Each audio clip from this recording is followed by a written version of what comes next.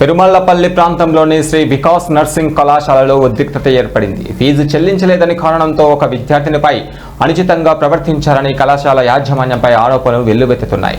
BSc nursing 2వ సంవత్సరం చదువుతున్న విద్యార్థిని నినితపైన మొదటి సంవత్సరం సమయంలో సుమారు 2 లక్షల రూపాయల ఫీజు వసూలు చేసినట్లుగా తెలుస్తుంది. అయితే 2వ సంవత్సరం ఫస్ట్ టర్మ్ ఫీజు చెల్లించలేదని కారణంగా కళాశాల యాజమాన్యం ఆమెను బాత్రూంలో శుభ్రం చేయడం వంటి పనులు చేయించినట్లుగా విద్యార్థిని తెలిపింది. అలాగే 3 రోజుల పాటు గోడ కుర్చీ వేయించినట్లుగా కూడా ఆరోపణలు వినిపిస్తున్నాయి.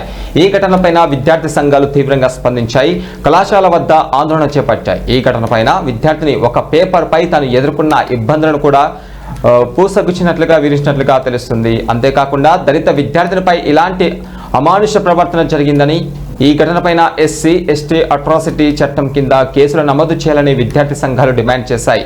ఈ ఘటనపైన పూర్తి విచారణ జరిపి బాధ్యతలపైన కఠిన చర్యలు తీసుకోవాలని విద్యార్థులు, విద్యార్థి సంఘాలు అలాగే తల్లిదండ్రులు కోరుతున్నారు.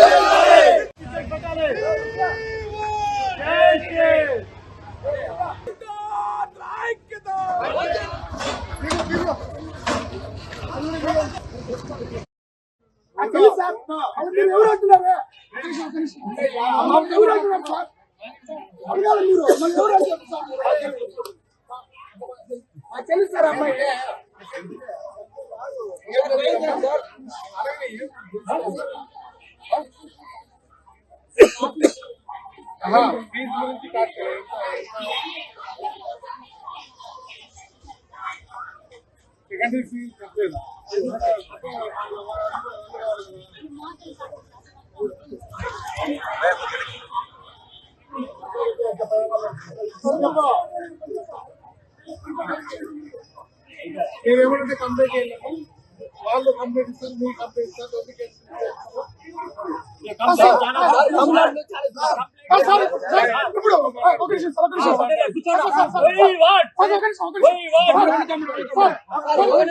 అమ్మాయిలు